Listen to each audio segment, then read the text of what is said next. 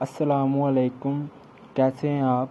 आज का हमारा टॉपिक है कि आवर एजुकेशन सिस्टम्स। हमारे एजुकेशन सिस्टम में कौन कौन से सब्जेक्ट आ जाते हैं। इंग्लिश, उर्दू, साइंस, मैथ वगैरह आ जाते हैं।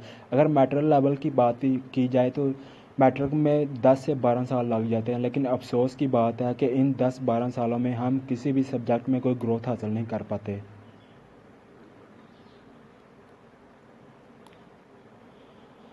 अगर की जाए इंग्लिश की बात तो इंग्लिश एक साल में ही हम सीख सकते हैं। उसके लिए 10-12 साल मारने की क्या ज़रूरत है। हम स्पोकन इंग्लिश कोर्स करके 3 माह का उससे भी इंग्लिश सीख सकते हैं। हम गैदरिंग और में प्रेजेंटेशन देकर भी इंग्लिश को सीख सकते हैं। इंग्लिश किताबों से रट्टा मारने से इंग्लिश को सीखा नहीं जा सकता।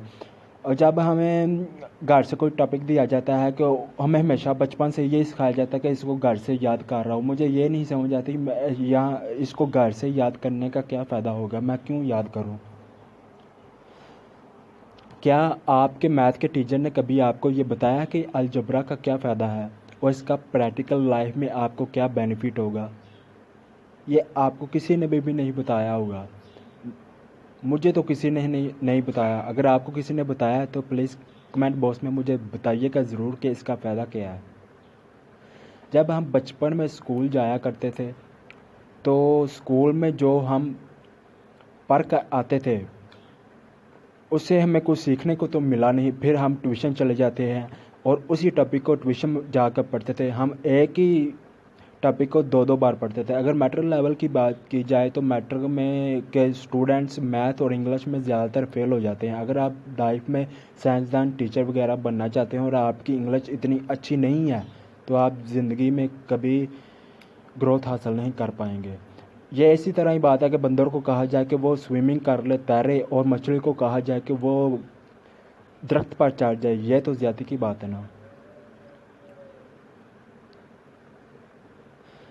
सर मसला यही है कि हमारे एजुकेशन सिस्टम में कुरान मजीद और हदीस की कोई भी प्रॉपर एजुकेशन नहीं है, तालीम नहीं है। अगर कुरान को पढ़ा भी जाता है ट्रांसलेट तर्जमे के साथ नहीं और प्रॉपर अंडरस्टैंडिंग के साथ नहीं पढ़ा जाता। यही बात है कि जिस किताब के ज़रिए हमने दुनिया और आखिरत में कामयाबी हासिल करनी है वो ही नहीं हमें पढ़ाई जाती। क्या हम 10 से 12 साल इस किताब को पढ़ नहीं सकते? कुछ सजेशन है कि जो भी हम बच्चों को टॉपिक दें, पढ़ाएं, इसको कहें कि इसको गारी से याद करके आए और इसे क्यों पढ़ाया जा रहा है और इसका बेनिफिट क्या होगा। और टीचर जो भी बच्चों को लेसन दे उसे कहे कि अब इसे प्रॉपर अंडरस्टैंडिंग और अपने अल्फाज से लिख कर लेकर आए। अगर हम किताबों में रट्टा लगा लेंगे, याद कर लेंगे तो इसका कोई फ़ायदा नहीं होगा। और हमेशा याद रखें, नंबरों के पीछे ना भागें। जब आपका एग्ज़ाम होगा और आप अपने अल्फाज में एग्ज़ाम को लिखेंगे तो आप इंशाल्लाह कामयाब हो जाएंगे। थोड़े नंबर से भी होंगे लेकिन आपको समझ आ जाएगी।